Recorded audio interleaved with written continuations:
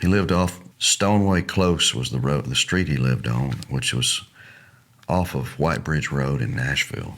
Just a regular neighborhood, nice brick home, you know. And he'd usually meet me at the door, and he'd say, "You want some coffee?" We'd go into the kitchen, get some black coffee, and then ease down the stairs, you know. Go down the staircase, take a right, past the restroom on the right, and then the far bedroom he had turned into a workshop. And it's actually on display at the Country Music Hall of Fame exactly the way it was when you'd walk in there. And when you walk in there, you're kind of like, damn, this really is. Yeah, they had me and Verlin Thompson come down right before they opened it to the public, and we walked into the workshop, and it was, you know, the floor plan was basically the same. The door into the room is on the opposite end of one wall, but once you get in there, it's all placed just the way he left it. You know, they photographed and numbered everything and put everything right in the exact spot, you know. Even right down to an old busted up fiddle, which he had smashed to smithereens and kept in his attic. But he got it down for me because he was going to give me this fiddle. I was kind of interested in doing fiddle repairs, and I'm kind of a nut for, you know, that kind of thing. I love that tinkering with fiddles and anyway, I guess he couldn't get it in tune one time, and he was a little bit high enough to not give a shit, you know, and just smashed it. And anyway, it's laid out on his workbench like he was working on it at the time, but that's just where it was when he died. And I had been there looking through all these pieces and trying to piece it together, and I was going to come back and get it. But before I knew it, you know, when he passed, it was just like the time capsule was sealed, you know.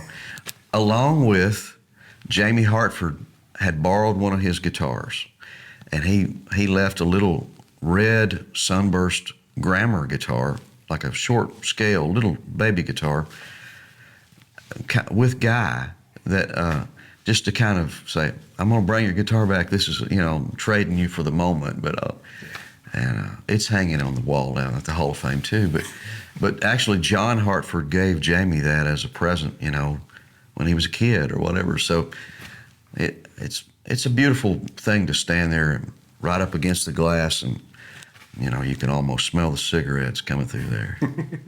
Will Jamie be able to get that back? I don't think so. But, you know, they ain't going to be able to get Guy's guitar from Jamie either, because they made a trade, you know. Yeah. So Guy was generous. He would anything you wanted to borrow or take, you would take it, you know. Yeah. He was that way. I've seen pictures of the workbench. There's like a whole lot of cassette tapes back there. What were those cassette tapes? Just things he had written. He would we'd co-write or whatever. And the first song we co-wrote when I got there from like in 93, somewhere in 93, was a song called Cowcatcher Blues, or also titled Stop, Look, and Listen. It was the top of the chorus, you know. Right there, if you look in on the wall panel, he wrote on the J card on the back spine of the cassette and stuck it in these little racks he had on the wall, you know. Well, about, I don't know, waist high and 2 or 3 feet in, you could see Stop, Look, and Listen. That was our first work tape, first song we ever wrote. Yeah. What did he record onto? Was he General Electric push-button cassette tapes, or? Well, you know, he had a DAT machine, and he also had a cassette recorder, like a console cassette recorder with a Sennheiser microphone, and just kind of a bright. He loved to make work tapes on that thing, but they were really kind of bright and didn't sound really great to me, but he liked it, so that's the way he did it.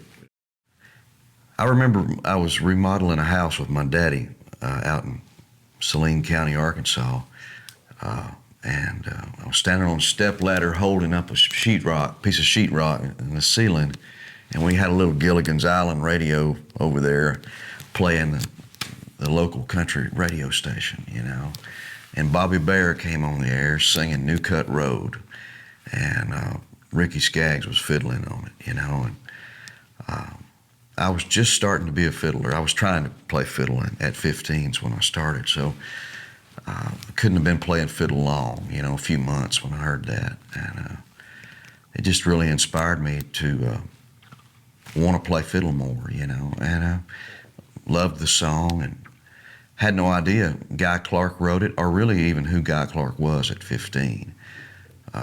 But, you know, I had somewhere in that area, I'd heard Homegrown Tomatoes on the radio and LA Freeway, I'm sure, at that point in time, but didn't know really who Guy was, you know. But moved down here to play fiddle at 20 years old, and in 92, I think it was, Boats to Build album came out, and it was one of the first CDs that I bought when they just came out, so wore it out, you know. And so when the next year I was on Warner Brothers, and they said, Shawn, if you could write with anybody in Nashville, who would you want to try to write with?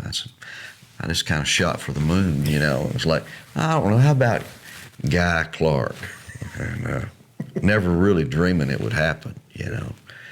But before I knew it, I was sitting across the workbench, you know, trying to make something up with him.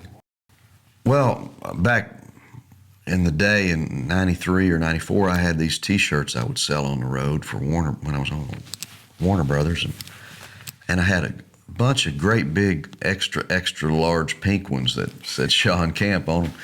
I sold a lot of great big T-shirts in those days, but anyway, I got to a place where I didn't go on the road much, and I just put them in a big Rubbermaid tub, stuck them in storage, and I came upon them one day, and I thought, well, you know, Guy's girlfriend, housekeeper, maid, new girlfriend, Joy Brogdon, was over there, and I was heading to Guy's house anyway. So I had this Rubbermaid tub in the truck, and I thought, I'm going to bring her a pink T-shirt, you know.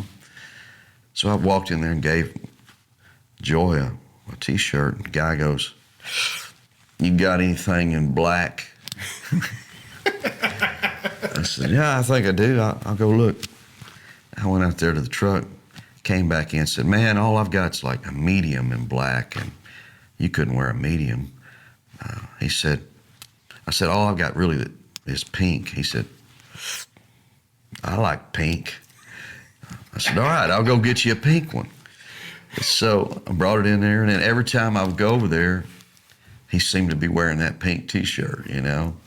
And actually, he passed away wearing that T-shirt, you know. And kind of really crazy. I mean, there was a house full of folks, Emmy Lou and Rodney Krause sitting there on the bed with him as the evening before he died, you know.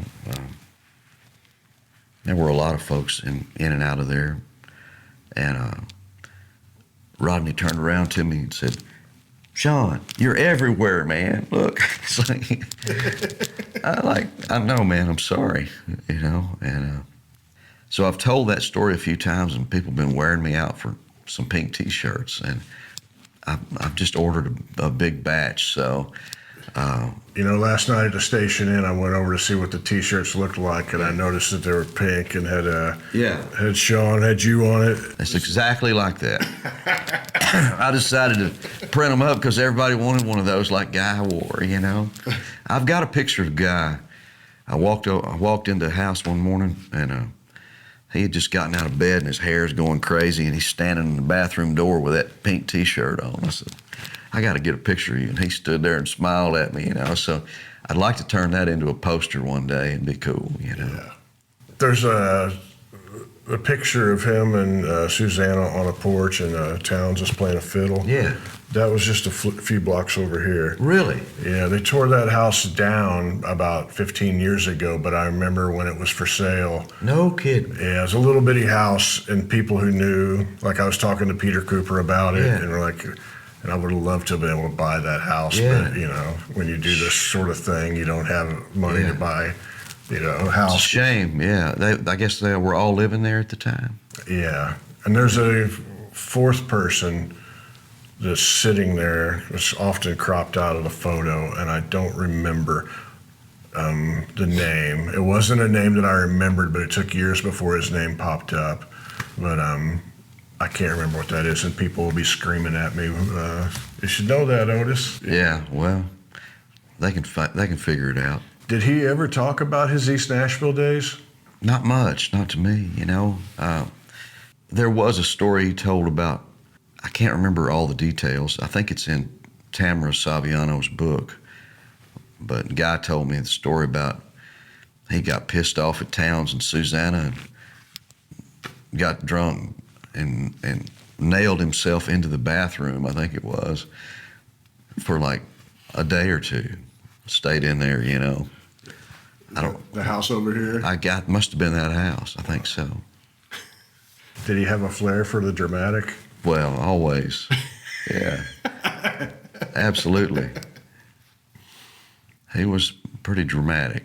His sisters are too. I think, they just had, they would get together and read poetry and after supper and stuff, kind of a dramatic kind of readings of everything, So I think that's just the nature of that family, really, So when you first started writing with Guy, you just walk in the room, and how do you get going? He was sitting. He said, "Come in."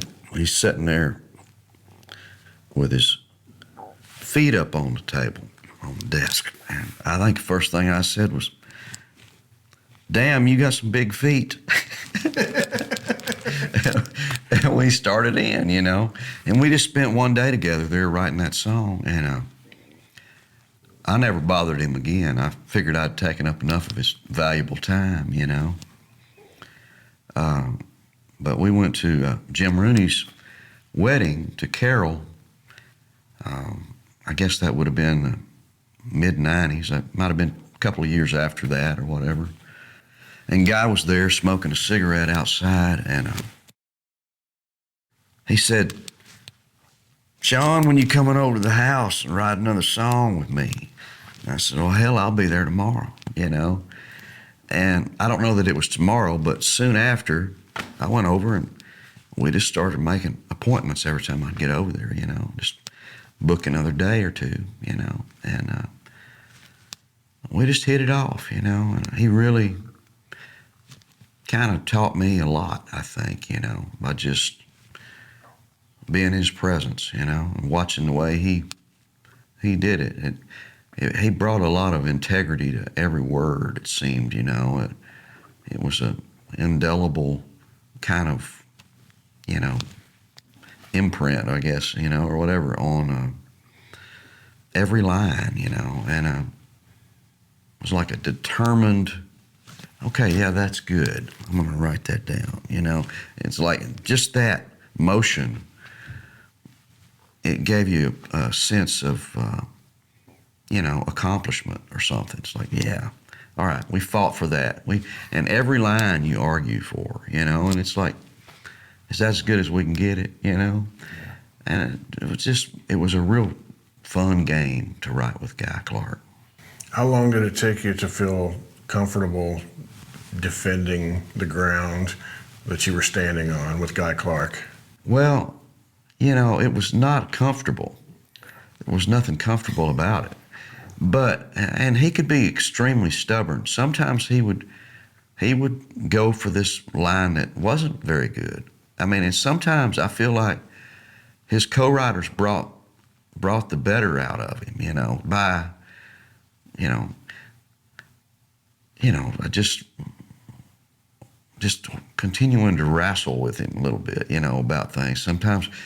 But it didn't take a lot. He had, most of the time, he could do it without any help. He had proven that, But I think there were times when, with every puzzle, there are pieces that are missing at times, you know. So to have somebody to work with is a plus a lot of times, you know. But Guy, I think he thrived on young new artists, young new songwriters. He got a kick out of working with them because they brought fresh ideas that he had never dreamed up, you know, in the room. But with his ability to make it right, it was always a good match, you know. And anything he wrote with a new artist or new songwriter, when it came out of the other side, it sounded like a Guy Clark song. When he did it anyway, you know. There are hundreds of songs I'd love to hear that he co-wrote with young kids that were just getting started, you know, because they're probably all pretty good, you know. I'll tell you, though, in a three-way co-write with Guy, a lot of times it was tough because you wouldn't want to embarrass him or to wrestle over a line. You know what I mean? Because he's to be revered, you know, and I never wanted to do that. So when three people were writing, generally it would go to whatever Guy had, you know, whatever he preferred, because, you know, that's just the way it worked out, you know. But he would also, he could be kind of cruel to one of his co-writers. If there were two young guys going there, he might pick one, and that'd be the one he really just, no, nothing you say today is going to work. He wouldn't say that, but you could feel it, you know. But this is your last time over at the house, son. Yeah. I think I don't want to dwell on this for too long. Part of what I think of when I ask that question is there are moments when I really, really think I'm right and it's worth fighting for. Yeah. But then I would sit and think, but this is Guy Clark. He has he understands what's happening here, Yeah. and his opinions matter. So how do I balance how hard I'm going to argue with the respect and all that? Well, I'll tell you a story. My friend Gary Nicholson, who's a legendary songwriter, he used to work in Guy's band, and I think that established his, his title or his place in rank with Guy from then on, because he was in his band. He worked for him, you know. But he's a great writer, and so anytime Gary would be writing with Guy, he told me, Guy would be hung up on this line that really was not good. He wanted it, you know. But Gary had a better line, and he would throw it in there, and Guy was like, no, you know. And so Gary would just sing the song back at him, and when it came to that line that Guy wanted, which he said, oh yeah, Guy, maybe you're right.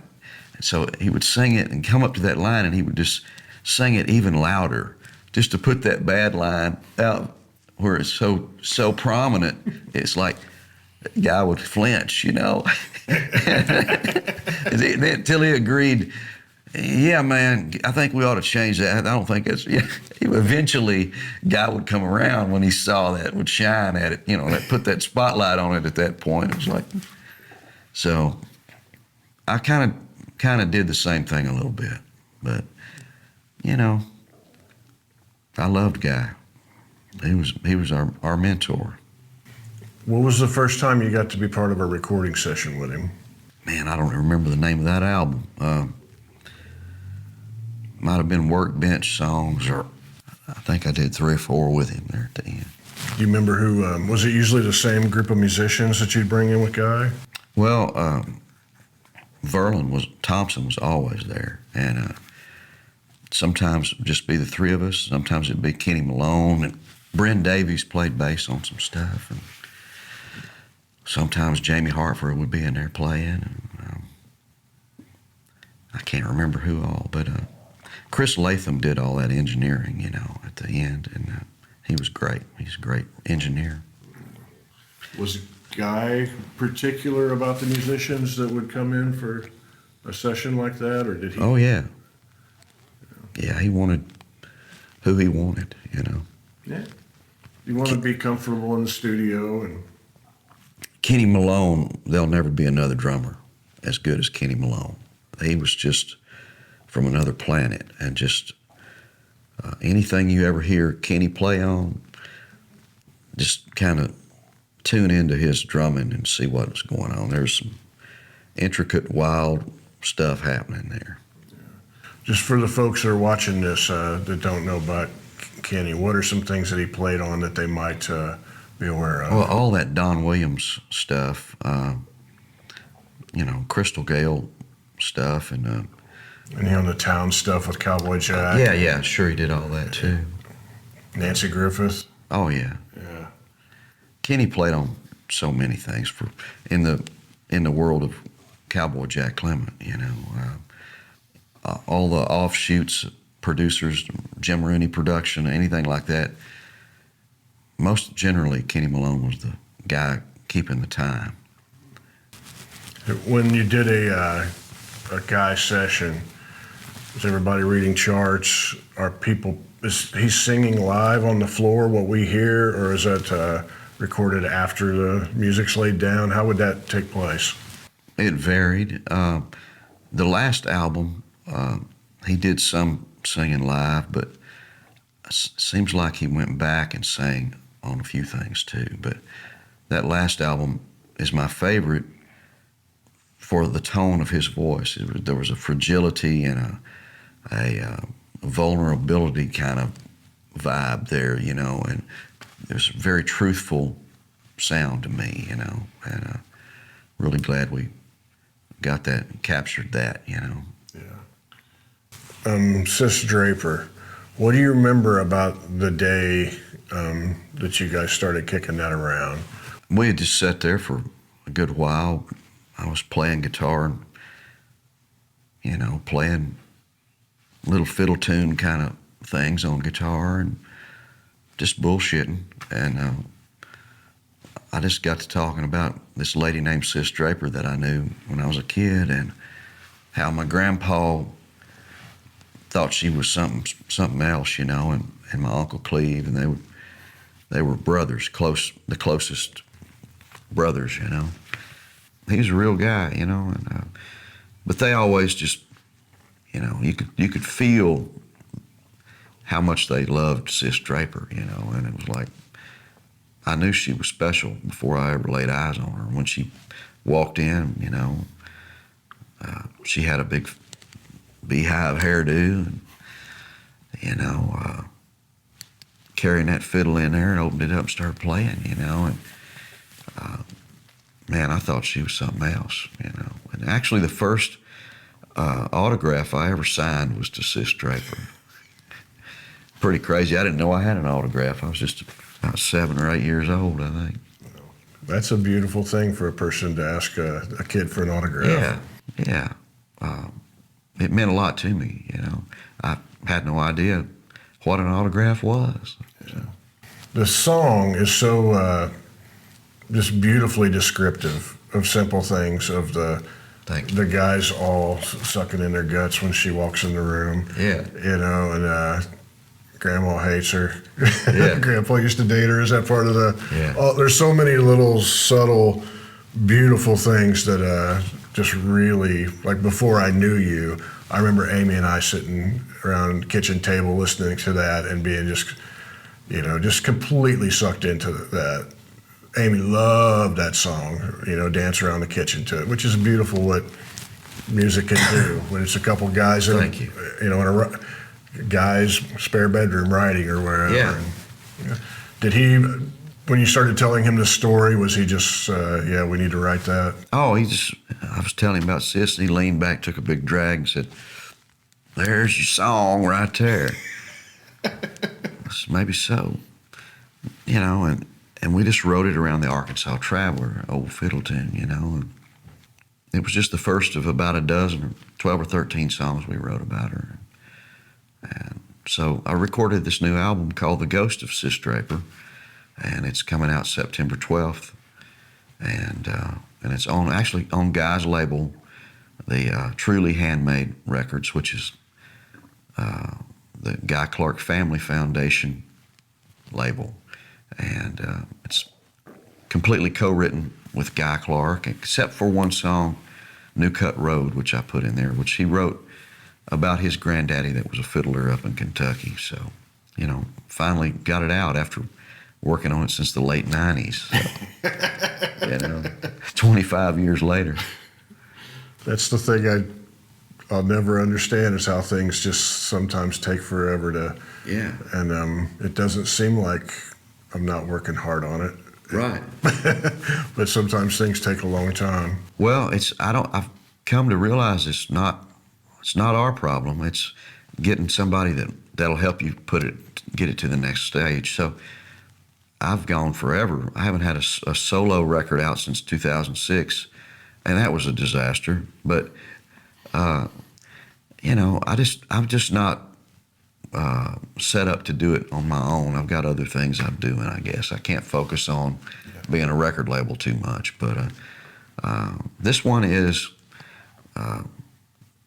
both my Skeeter Bit Records and Truly Handmade Records label are on there. So my old label from my laundry room is finally emerged into the sunlight again. So. Well, I heard you say that one of your favorite records of all time was Red-Headed Stranger. Yeah. And you kind of wanted to give it that feel of that. Is that true? Yeah. Well, yeah. We cut that. We recorded this stuff all in one day, and you could about reach out and touch each other. It was pretty close, and some of us used headphones and some of us didn't. But it was that intimate, and we played. We went overtime.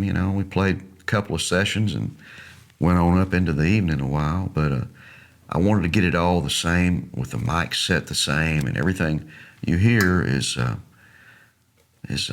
pretty real. Those guys didn't fix anything that I can remember. I fixed a few things, but not a lot. And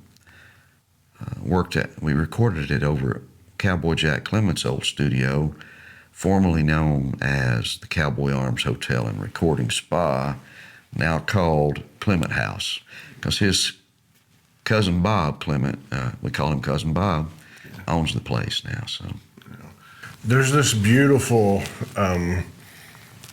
family tree from Cowboy Jack. It seems like a musical family tree. Yeah. It's just such a beautiful thing. The people involved that worked with him love to bring it back to him and remind people that that's where this came. Mike Bubb play.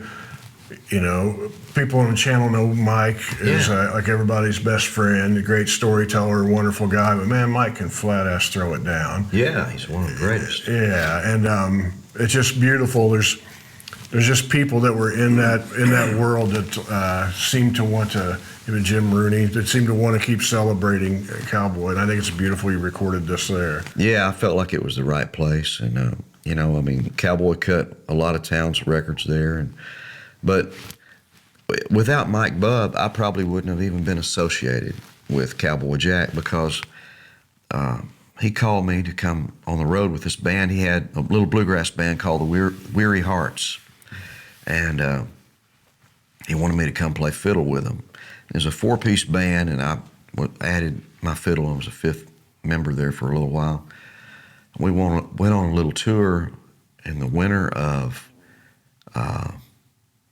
like January of '89 or something like that, Well, in February of '89, we ended the tour at the Spigma Bluegrass Band Competition, and we won that competition as the band. There were like 75 bands, and we won it that weekend. So that was cool. And at the end of that Spigma, which is the Society for the Preservation of Bluegrass Music in America, Spigma, they made a word up. Anyway, these are not marketing people that put it together. I ain't gonna say that, but you say it all. That's a compliment. That's a big compliment. So we went over. They had an album scheduled to be recorded, at Cowboy Jack's place with Tim O'Brien producing. And they already had Stuart Duncan booked for the record. And, you know, you don't need me fiddling when Stuart Duncan's going to be playing fiddle. Promise you. But they asked me to come over there and play on a couple of songs for the record since I'd been out there with them and everything. So I did my little bit the first day and walked downstairs. You know, the studio's upstairs attic studio, you know, great big house on Belmont Boulevard. So that was my first time in that building. And I got done with my little 2 songs and I went downstairs, had my fiddle on my shoulder, and I heard this music coming out of a bedroom door over here. And some kind of funny smell was coming out of there. I thought it smelled like they were burning oak leaves. And I kind of knocked on the door, said, "What's that funny smell in there? And what's going on in there?" I hear this voice, "Either come in here and help us with this or get the F out." So I went in and hung out. It was Cousin Bob sitting in there on Cowboy Jack Clement's bed in his bedroom, and Fergie, and they're playing guitars, just picking. So I went in there and hung out, and I hung out for about 2 years, you know, pretty much, you know. I just lived on 16th Avenue, and I was over there every other day anyway, you know, and just became part of the family. And Cowboy, I met Cowboy that day, you know, and he was always welcoming and just the way he always was to everybody, you know, had an open door policy, you know. He attracted a lot of weirdos, and I was one of them. Just that moment in Nashville where there are people, these really out there, eccentric, talented people just walking around, and it had to have been a beautiful thing to stumble upon it. It was, and you know, at that time, I knew who Townes Van Zandt, I knew his name, but I didn't know his music.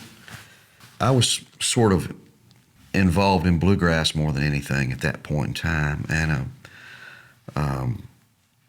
so Townes would be there walking around in the house, but I didn't meet him, you know. It's a big house, you know, but we just kind of ships in the dark, or, you know, kind of never really met him until, I mean, when he died, it was like, well, damn, I really missed something, I know. So I just went and bought every Townes record and just started soaking it up, and it was like, man, how was I so stupid to not try to meet this guy? Because I knew he was around. I could have made a point of it.